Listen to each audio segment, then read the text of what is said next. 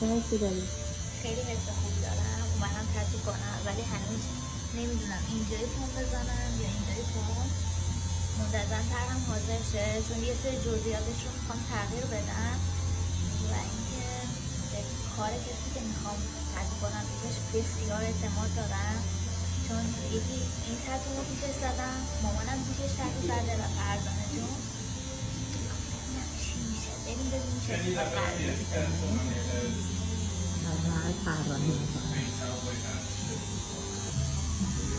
طرح همونجا داره طراحی میشه. خیلی دوست دارم. در انتظار این تتو من حاضر شه بریم تتو کنیم و هنوز حاضر نشده به خاطر اینکه یه سری جزئیاتش قرار تغییر کنم ولی در کلیات همونه. فکر می‌کنم خیلی قشنگ میشه. من که دوستش دارم. آره منم کنم دوستش دارم. بغل بهش کنم قشنگ‌تر بشه. منم بغلش به نظرم خوشگل‌تره. بغل خوشگل‌تره آیسان. It's up to you, but I'm just kind of like looking at the size right now. How do you feel about the size? Do you want to go a little bit bigger? به نظر بزرگتر باشه یا کوچیک‌تر؟ So we're thinking.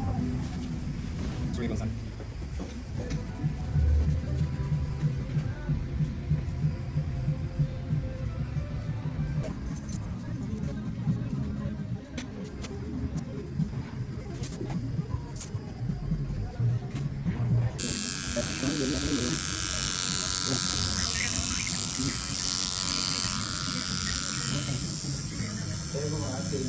خیلی درد داره.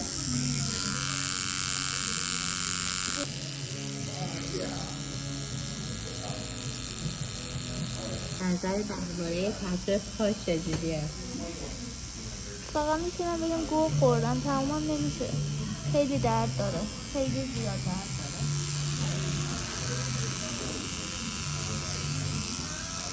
ولی میدونم خوشگل میشه. دردش رو به خوشگلی ترجیح میدم چون تتوی این برای پامم خیلی درد داشت. مثلا سمت بالای رونم که میرفت خیلی درد میگرفت، ولی چون به کارش اطمینان دارم میدونم خیلی خوشگل میشه. ولی الان خیلی درد داره، واقعا درد داره.